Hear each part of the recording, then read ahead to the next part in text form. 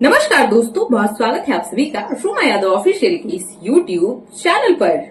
Today हम एक बहुत ही मजेदार टॉपिक के साथ हाजिर हैं। आज बात करेंगे ना उस रेस में कभी दौड़ना नहीं जिसकी जीत आपकी ख्वाहिश ना हो, जिसमें जीतना आपकी चाहत में नहीं है।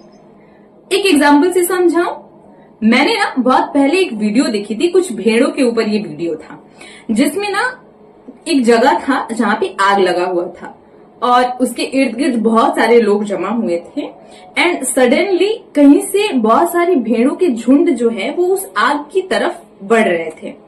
जो भेड़ों का एक सरदार होता है, जो मुखिया कहलाता है, उसकी रस्सी जो है वो एक इंसान के हाथ में थी और इंसान उसको घसीटे जा रहा था और वो आगे आगे चल रहा था और उसे वो डायरेक्ट वो आग की लपटें जहां थी वहां वो लेकर आ रहा था। पीछे से कम से कम हजारों की कतार में भेड़ थी और वो सिर झुकाकर उस सरदार की ओर चलते जा रहा था। I mean, जो मुखिया था भेड़ों का, उसके पीछे सारे भेड़ चलते आ रहे थे। अचानक से मैंने एक चीज देखी कि वो जो आग की लपटें थी, वो जो बहुत विशाल काया आग लगाया गया था, भेड़ों का जो सरदार था, जो मालिक था, जिसने भेड़ को पकड़ा हुआ था, वो उसे खींचकर उस आग में ले जाकर, एंड उससे ज्यादा शॉकिंग तो मुझे ये लगा कि जिस भेड़ को उस व्यक्ति ने आग की तरफ ढकेला था, रस्सी सिर्फ उसी एक भेड़ के गर्दन में थी। बाकी सारी भेड़ें बिल्कुल आजाद थी, बिल्कुल किसी तरह का कोई भी बंधन उनके पास नहीं था। And I don't know why वो सारी भेड़ें, वो एक भेड़ जो उन भेड़ों का मुखिया था, उसके पीछे बस अंधाधुंध चलती चली गई। भेड़ चाल में चलना, ये जो कहावत है, वो इस वीडियो को देखकर इतना परफेक्ट लगा कि ऐसा कहा क्यों जाता है, ये सही मायनों में मुझे समझ में तब आया जब मैंने ये वीडियोस देखी।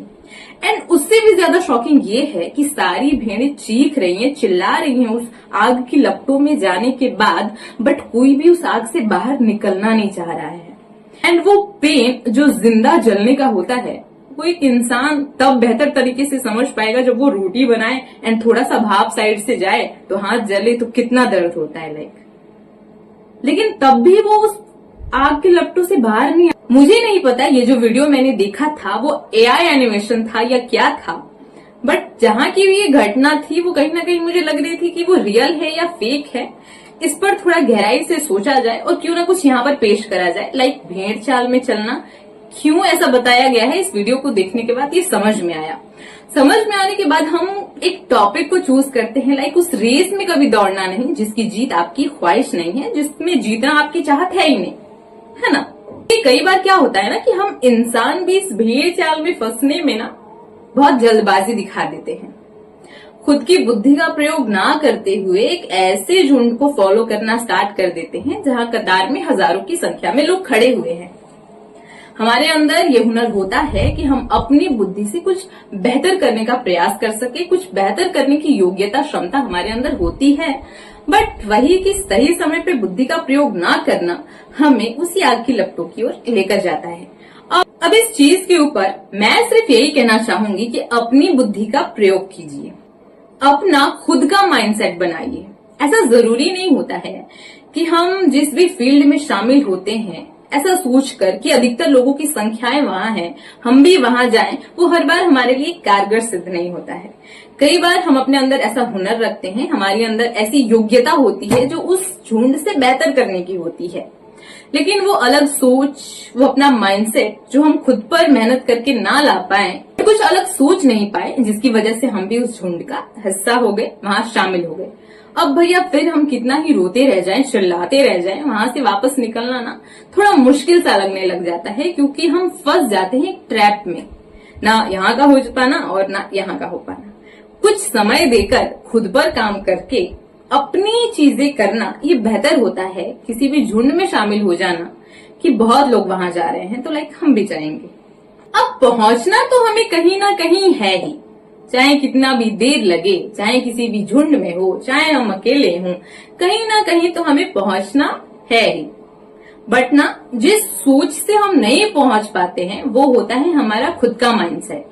लोगों ने रणनीति बनाई, लोगों ने उसे फॉलो करने को कहा, हमने उसे फॉलो किया। किसी ने उस रास्ते में हमारा हाथ पकड़ लिया, हमें वो साथ अच्छा लगने लगा।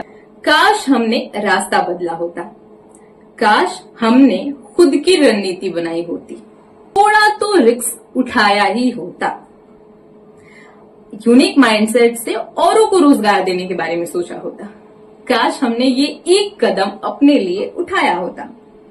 अब देखो, हर बच्चा यहाँ ना जीनियस है, बिल्कुल शार्प माइंड पर्सन है, अगर वो खुद के ऊपर काम करे सही तरीके से। वो कहते हैं कि सॉफ्टवेयर में छेड़छाड़ ना यही हो जाती है। यस, तो अगर आप अपने अंदर कुछ भी यूनिक चीज पाते हो, जो ऐसा लगता है, जिसे देखकर ऐसा लगता है कि इस पर काम करने से शायद मेरा बेहतर हो सकता है, मेरी वजह से लोगों का भी बेहतर हो सकता है, तो उस पर काम करो। क्या मैं ये गुस्से में कह रही हूँ? क्या मैं ये डांट के कह रही हूँ? तो हाँ, मैं ये डांट के कह रही हूँ। आपको वही चीज करनी चाहिए जो हुनर आपके अंदर है, जो स्किल्स आपके अंदर है, और उस पर बेहतर चीजें हो सकती हैं। लाइक झुंड छोड़ देते हैं ना, यूनिकनेस को तलाशते हैं।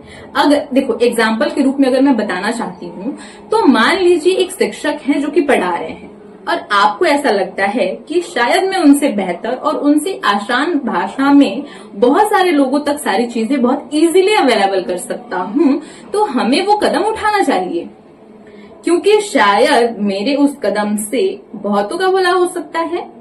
ये सारे माइंडसेट हमारे अंदर होने चाहिए, ना कि ये माइंडसेट कि हमें कुछ पैसे हमेशा मिलने चाहिए, हम कंफर्ट जोन में रहने चाहिए, हमारा सारा चीज सेटल वेटल होना चाहिए। नहीं, थोड़ी बहुत मुश्किलों का सामना तो करना होता है। वो कहते हैं कि रिस्क उठाएं, ठीक है। अब रिजल्ट पॉजिटिव या नेगेटिव आए, इस चीज पर ज्यादा ध्यान नहीं देना, क्योंकि टाइम के अनुसार हमें चीजें एक्सपीरियंस बेटर तरीके से होने लगती है, और जब हमें एक्सपीरियंस बेटर होने लगता है ना, तो हमारे अंदर कॉन्फिडेंस आने लगता है, और जैसे जैसे हमारा कॉन्फिडेंस बूस्ट होता चला जाता है ना, हम कहीं ना कहीं अपनी परफॉर्मेंस में भी अपना 100% देना स्टार्ट कर देते हैं। हाँ, टाइम जरूर लग सकता है हमें वहां तक जाने में जहां हम जाना चाहते हैं, बट ट्रस्ट में होगा वही जो हमने सोचा है, और होगा वही जो हमने बनाया है खुद के लिए।